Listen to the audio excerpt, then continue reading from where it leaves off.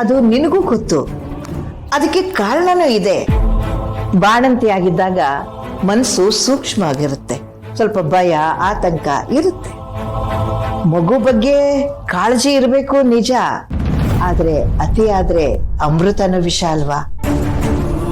ಅವಳು ಮಗು ಕಡೆ ಅತಿಯಾಗಿ ಗಮನ ಕೊಡೋದನ್ನ ಕಡಿಮೆ ಮಾಡ್ಬೇಕು. ನೋಡು ಗುಂಡು, ಶಾಕುಂತಲಂದು ತಪ್ಪಿಲ್ಲ ಅಂತ ನಾನು ಹೇಳ್ತಾ ಇಲ್ಲ, ಆದ್ರೆ ಎಲ್ಲಾ ಅನಿಷ್ಟಕ್ಕೂ ಅವಳೇ ಕಾರಣ ಅಂತ ಹೇಳಕ್ ಆಗಲ್ಲ ಅಲ್ವಾ ಗುಂಡು. ಅದು ಹಾಗೆ ಕಣೋ, ಒಬ್ರು ನಮ್ಗಿಷ್ಟ ಆಗ್ಲಿಲ್ಲ ಅಂದ್ರೆ ಅವ್ರು ಕೂತ್ರು ನಿಂತ್ರು ತಪ್ಪಾಗೆ ಕಾಣುತ್ತೆ. ಸಮಸ್ಯೆ ಇರೋದು ಅವರಲ್ಲಲ್ಲಪ್ಪ, ನಾವು ನೋಡೋ ದೃಷ್ಟಿಯಲ್ಲಿ. ಹಾಗಂತ ಭೂಮಿಕಾ ಕೆಟ್ಟವಳು ಅಂತ ನಾನು ಹೇಳ್ತಾ ಇಲ್ಲ, ಅವಳ ಅಪರಂಜಿ ಅಂತ ನಮ್ಗೆ ಗೊತ್ತು. ಆದ್ರೆ ಮಗು ಬಂದ್ಮೇಲೆ ಮಗುನ ವಿಪರೀತವಾಗಿ ಹಚ್ಕೊಂಡ್ಬಿಟ್ಟಿದ್ದಾಳೆ. ಅದು ತಪ್ಪು, ಅದರಿಂದನೇ ಸಮಸ್ಯೆ ಆಗ್ತಾ ಇರೋದು ಅಂತ ಹೇಳ್ತಿದ್ದೆ. ಇಲ್ಲ ಅಜ್ಜಿ, ಅವ್ರು ಹಾಗಲ್ಲ. ನಾನು ಅದನ್ನೇ ಹೇಳ್ತಾ ಇದ್ದೀನಿ ಕಣೋ, ಅವಳ ಹಾಗಲ್ಲ ಅಂತ. ಮಗು ಕಾರಣಕ್ಕೆ ಹಾಗಾಡ್ತಿದ್ದಾಳೆ.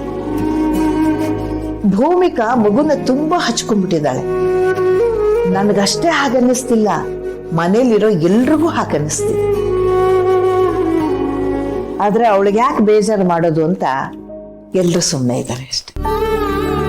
ಹಾಗಂತ ನಾನ್ ಸುಮ್ಮನೆ ಇರಕ್ಕಾಗಲ್ವಲ್ಲ, ತಪ್ಪು ಅಂತಾನೆ ಹೇಳ್ತೀನಿ. ಯಾರಾದ್ರೂ ಒಬ್ರು ಮಾತಾಡ್ಲೇಬೇಕು, ತಪ್ಪು ಅಂತ ಹೇಳಲೇಬೇಕಲ್ವಾ. ಅದನ್ ಬಿಟ್ರೆ ಅವಳ ಬಗ್ಗೆ ನನಗೆ ಬೇರೆ ಭಾವನೆ ಇಲ್ಲ, ಅವಳನ್ನ ದೂರ್ತಾ ಇಲ್ಲ. ಅವಳ ಪರಿಸ್ಥಿತಿ ನನಗೂ ಅರ್ಥ ಆಗತ್ತೆ. ಗುಂಡು, ನೀನೇನು ಅನ್ಯತಾ ಭಾವಿಸ್ಬೇಡ ಕಣೋ, ನಿನ್ ಹೆಂಡತಿ ಬಗ್ಗೆ ಹೇಳ್ತಾ ಇದ್ದೀನಿ ಅಂತ. ನಾನು ಇದನ್ನ ನಿನ್ ಒಳ್ಳೇದಕ್ಕೆ ಅವಳ ಒಳ್ಳೇದಕ್ಕೆ ಹೇಳ್ತಾ ಇದ್ದೀನಿ. ಬೇಡದೇ ಇರೋ ವಿಚಾರದ ಬಗ್ಗೆ ಅತಿಯಾಗಿ ತಲೆ ಕೆಡಿಸ್ಕೊಂಡ್ರೆ ಅವಳ ಮೇಲೆ ಪರಿಣಾಮ ಬೀರುತ್ತೆ. ಅದು ಈ ಮನೆಯಲ್ಲಿರೋ ಎಲ್ರ ಮೇಲೂ ಪರಿಣಾಮ ಬೀರುತ್ತೆ. ಆಗ ಈ ಮನೆ ವಾತಾವರಣ ಎಲ್ಲ ಹಾಳಾಗುತ್ತೆ ಕಣಪ್ಪ. ಅಪನಂಬಿಕೆ ಸಂಶಯ ಇರೋ ಕಡೆ ಸಂಬಂಧ ಉಳಿಯಲ್ಲ ಅಲ್ವಾ. ಅದು ನನ್ನ ಕಾಳಜಿ. ನೀನೇ ಸ್ವಲ್ಪ ವಿಚಾರ ಮಾಡು, ಅವಳು ಮೊದಲು ಹೇಗಿದ್ಲು, ಹೆರಿಗೆ ಆದ್ಮೇಲೆ ಯಾವ ರೀತಿಯಾಗಿದ್ದಾಳೆ ಅಂತ. ಈಗ ಅವಳಿಗೆ ತಾಳ್ಮೆ ಅನ್ನೋದೇ ಇಲ್ಲಪ್ಪ, ತಾಳ್ಮೆ ಕಳ್ಕೊಂಡ್ಬಿಟ್ಟಿದ್ದಾಳೆ. ಇಂಥ ಸಮಯದಲ್ಲಿ ಅವಳು ಸಾಕಷ್ಟು ಸಮಾಧಾನವಾಗಿರ್ಬೇಕು. ಬ್ರೋ, ನೀನಾ?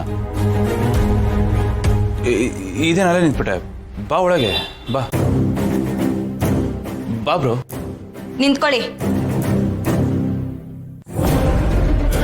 ನೀವು ಒಳಗಡೆ ಬರೋ ಆಗಿಲ್ಲ. ದಿಯಾ, ಏನ್ ಮಾತಾಡ್ತಿದ್ಯಾ ನೀನು? ಅವ್ರು ನಮ್ಮ ಅಣ್ಣ, ಅವ್ರನ್ನ ಒಳಗೆ ಬರ್ಬೇಡ ಅಂತ್ಯಾ? ಯಾಕೆ ಹೇಳ್ಬಾರ್ದು? ಅವ್ರು ನಿಮಗೆ ಅಣ್ಣ ಆದ್ರೆ ಅದು ಅವ್ರ ಮನೇಲಿ, ಆದ್ರೆ ಇದು ನನ್ನ ಮನೆ. ಆ ಮನೆಯಿಂದ ನಮ್ಮನ್ನ ಆಚೆ ಹಾಕಿದಾರಲ್ವಾ, ನಿಮ್ಮನ್ನ ಹೊರಗಿಟ್ಟಿದ್ದಾರೆ ತಾನೆ. ಹೀಗಿದ್ಮೇಲೆ ನಾವ್ಯಾಕನ್ನ ನಮ್ಮ ಮನೆಗೆ ಸೇರಿಸ್ಬೇಕು? ಇವ್ರಿಗೆ ಮಾತ್ರ ರೆಸ್ಪೆಕ್ಟು ಡಿಗ್ನಿಟಿನ ನಮಗಿಲ್ವಾ? ನಮಗೇನು ಬೆಲೆನೇ ಇಲ್ವಾ? ಅವ್ರು ಹೇಗೆ ನಮ್ಮನ್ನ ಮನೆಯಿಂದ ಆಚೆ ಹಾಕಿದ್ರು ಹಾಗೆ ಇದು ನನ್ನ ಮನೆ. ಇನ್ನ ಯಾರು ಸೇರಿಸ್ಬೇಕು ಯಾರನ್ನ ಸೇರಿಸ್ಬಾರ್ದಂತ ನನಗೆ ಚೆನ್ನಾಗಿ ಗೊತ್ತು. ಬೇಬಿ ಸಖತ್ತಾಗೆ ಕೌಂಟರ್ ಕೊಡ್ತೀಯಾಳೆ, ಐ ಲೈಕ್ ಇಟ್. ಶಟ್ ದಿಯಾ. ಯಾರು ಮುಂದೆ ನಿಂತು ಏನ್ ಮಾತಾಡ್ತಾ ಇದೀಯ ನೀನು? ಗೌತಮ್ ದಿವಾನ್ ಅವ್ರ ಮುಂದೆ ನಿಂತು ಮಾತಾಡೋಷ್ಟು ಧೈರ್ಯನಾ ನಿನಗೆ?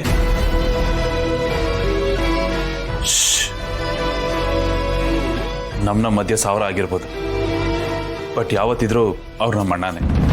ಆ ಸಂಬಂಧ ಯಾವತ್ತಕ್ಕೂ ಬದಲಾಗಲ್ಲ.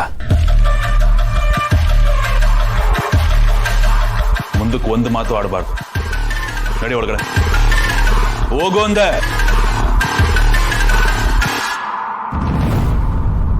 ಸಾರಿ ಬ್ರೋ, ಬಾ ಒಳಗೆ. ಓಕೆ ಅಮ್ಮನ್ ಕರಿ. ಬ್ರೋ, ಅವ್ರ ಪರವಾಗಿ ನಾನು ಸಾರಿ ಕೇಳ್ತೀನಿ ಬ್ರೋ. ಪ್ಲೀಸ್ ಬೇಜಾರು ಮಾಡ್ಕೋಬೇಡ. ಪ್ಲೀಸ್ ಬಾ, ಪ್ಲೀಸ್.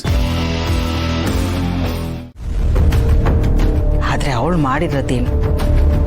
ಪೊಲೀಸು ಇಲ್ಲ ಬೀದಿ ರಂಪ. ಅದೇನೇ ಇದ್ರು ನಾವು ಕೂತು ಮಾತಾಡಿ ಬಗೆಹರಿಸ್ಬೋದಾಗಿತ್ತು.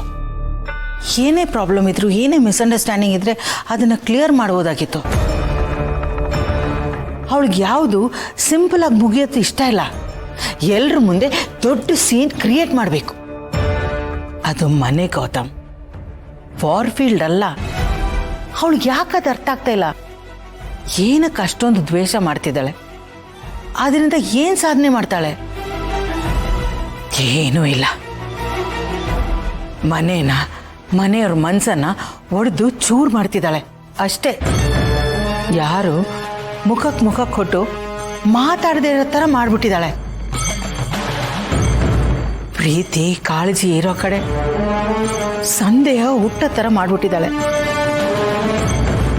ಈಗ ನೀನು ಹೇಳಿದೆ ಅಂತ ನಾನು ಅಲ್ಲಿಗೆ ಬಂದರೂ ನನಗೆ ಮೊದಲಿನ ಮರ್ಯಾದೆ ಸಿಗಲ್ಲ. ಎಲ್ಲರೂ ನನ್ನನ್ನು ನೋಡೋ ರೀತಿ ಬದಲಾಗ್ಬಿಡತ್ತೆ. ಅದು ನನ್ನನ್ನು ಚುಚ್ಚುತ್ತೆ. ಆ ಸೌಭಾಗ್ಯಕ್ಕೆ ನಾನು ಯಾಕೆ ಅಲ್ಲಿಗೆ ಬರಬೇಕು? ನಾನು ಇಲ್ಲೇ ನೆಮ್ಮದಿಯಾಗಿರ್ತೀನಿ. ಅಟ್ಲೀಸ್ಟ್ ನನ್ನ ಸೆಲ್ಫ್ ರೆಸ್ಪೆಕ್ಟ್ ಆದರೂ ಉಳಿಯತ್ತೆ. ನೋಡು ಗೌತಮ್, ನಿನಗಲ್ಲಿ ನಿನ್ನ ಸ್ವಂತ ತಾಯಿ ತಂಗಿ ಸಿಕ್ಕಿದ್ದಾರೆ. ಅದ್ರ ಜೊತೆಗೆ ಹೆಂಡತಿ ಮಗು ಇದೆ. ನಿಂದೇ ಆದ ಒಂದು ಚಿಕ್ಕ ಸರ್ಕಲ್ ನೀನೇ ಮಾಡ್ಕೊಂಡಿದ್ಯಾ. ಅದು ನನಗೆ ಕ್ಲಿಯರಾಗಿ ಅರ್ಥ ಆಗಿದೆ. ಅದು ನನಗೆ ತುಂಬ ಚೆನ್ನಾಗಿ ಕಾಣಿಸ್ತಾ ಇದೆ. ಈಗೀಗ ನಿನಗೆ ನಾನಂದರೆ ಲೆಕ್ಕನೇ ಇಲ್ಲ.